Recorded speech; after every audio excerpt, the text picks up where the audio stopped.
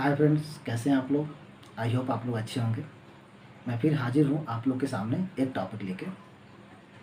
आपने थंबनेल तो देखा ही होगा, जिसमें है पति पत्नी के रिश्तों को लेके क्या है कानूनी प्रक्रिया, कैसे बचें ऐसे बड़े मुकदमों से, और फैमिली कोर्ट के डायरेक्शन क्या क्या होते हैं, किस तरीके से ऐसे उलझे मामलों में फैमिली कोर्ट काम करता है।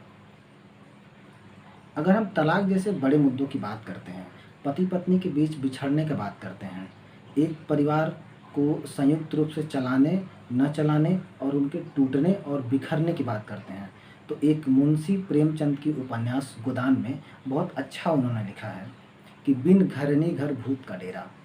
मतलब जिस घर में स्त्री नहीं है वो घर घर नहीं, भूत है, भूत खाना है। इसलिए हमें हमेशा रिश्तों को बना के रखना चाहिए और कभी भी जीवन में ऐसी परिस्थितियां नहीं आने देनी चाहिए जिससे एक संयुक्त परिवार, एक पति पत्नी के रिश्तों में ऐसा दरार हो जिससे मुद्दा तलाक तक चली जाए और हमें एक खुशी परिवार, बच्चों की परवरिश और एक अच्छा परिवार, स्वर्ग जैसा घर बनाने के बजाय कोर्ट कचहरी मुकदमेबाजी में फंस जाए।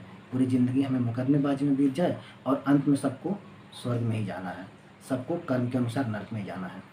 हम इस परेशानी से बचने के लिए सबसे पहले जानते हैं कि क्या क्या कारण होते हैं एक पति और पत्नी के बीच में बिछड़ने के रिश्ते को लेकर।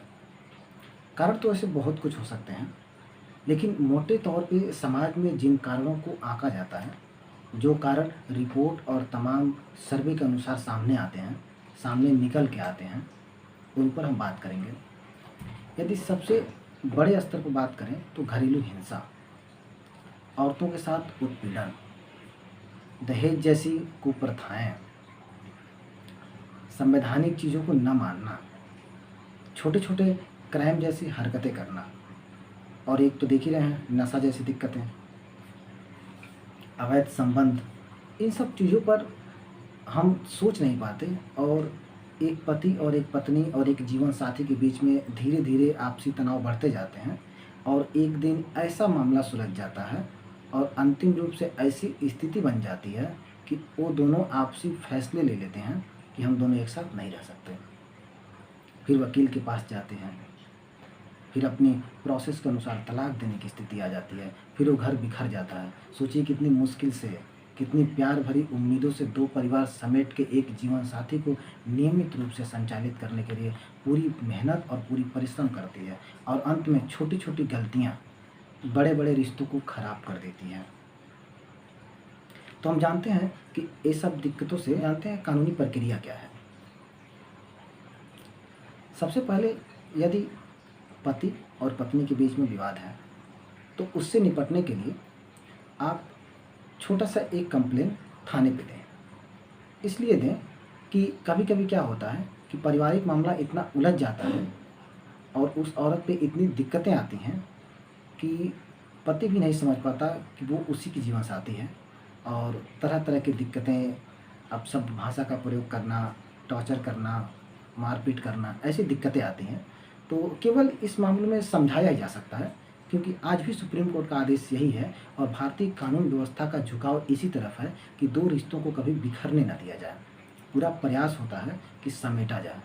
अंत ऐसे उलझे मामलों की क्या कानूनी प्रक्रिया होती है, चलिए हम इस पर बात करते हैं। कानूनी प्रक्रिया में देखें तो अक्सर मामलों में स्त्री के साथ घर में घरेलू हिंसा और दहेज उत्पीड़न जैसे मामले होते हैं, जिससे स्त्रियों के ऊपर बहुत ही बुरी तरह से टॉर्चर होती है, या ये कहें तो परिवार में छोटी छोटी आनाकानी होती है जिससे लोग इरिटेट होते हैं, जो मानसिक संतुलन खराब होती है। और इस तरह की दिक्कतों से बचने के लिए सबसे पहले एक छोटा सा थाने में तहरीर दे दीजिए, जिससे ये होगा कि इस तरह से हाथापाई या घर में पारिवारिक कलेश के कोई मारपीट इस तरह की स्थिति ना बने। यदि पति पत्नी से नाराज़ है, पत्नी पति से नाराज़ है, तो सबसे पहले 2008 में एक ग्राम न्यायालय की स्थापना की गई थी। उसमें एक ग्राम न्यायालय तहसील स्तर पर होती है और हर जिला के तहसील में ही होती है। तो वहाँ पर जाएं ग्राम न्यायालय में और अपनी बातों को रखें।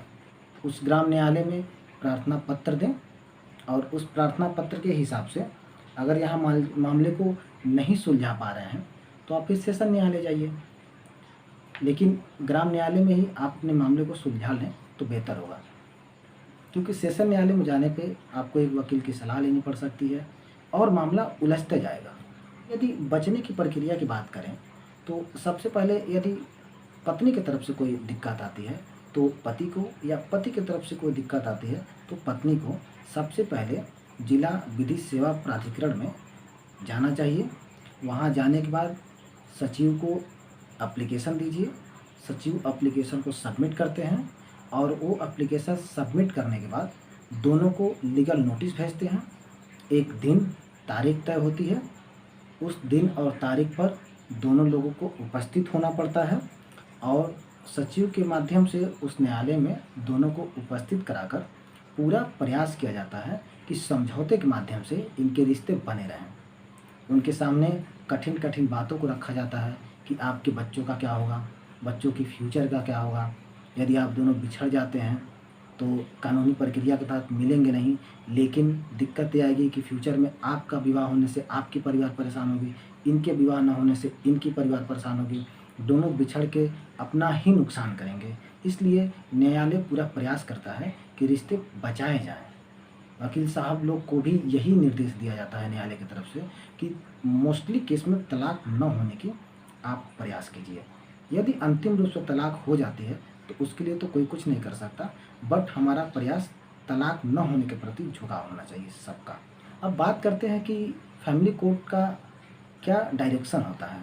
ठीक, फैमिली कोर्ट हमेशा दिशा निर्देश अपना बड़े उच्च न्यायालय और उच्चतम न्यायालय के ही हिसाब से कार्य करता है। फैमिली कोर्ट का मेन मकसद यही होता है कि विवाह जैसे पति पत्नी के बीच के रिश्तों जैसे बातों को कैसे सुलझाया जाए। स्पेशली तरीके से जब इसकी स्थापना हुई थी हाई कोर्ट के निर्देश के अनुसार, तो इसका मेन मकसद ही यही था। सभी राज्यों में एक फैमिली कोर्ट, सभी राज्यों के उच्च न्यायालय के तहत सभी जिलों में फैमिली कोर्ट होगा और उस कोर्ट का मेन मकसद यही होगा, हिंसा जैसे मामलों को सुलझाना, शराब नशा मुक्ति, मारा पीटी, घर में विवाद, आपसी मामला, प्रॉपर्टी को लेकर पारिवारिक मामला, जितने भी मामले होंगे उसका निपटारा फैमिली कोर्ट से ही होता है। बट उसका मेन मकसद विवाहित जैसे कार्यों को, विवाह जैसे उलझे हुए मामले को, पति पत्नी के बीच रिश्ते न बिगड़े ऐसे सुलझाने को ही प्राथमिकता दी जाती है उसमें, और पूरा प्रयास होता है कि दोनों को रिश्ते कैसे चल सकें।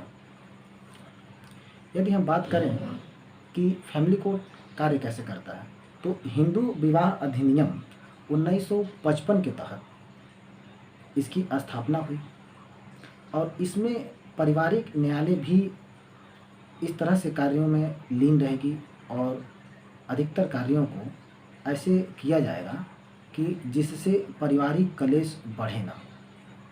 फैमिली कोर्ट का मोस्टली यही निर्देश होता है।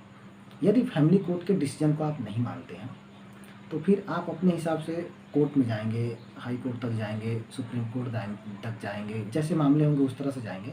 लेकिन विवाह और तलाक संबंधी मामलों में फैमिली कोर्ट का यही डिसीजन होता है मोस्टली केस में।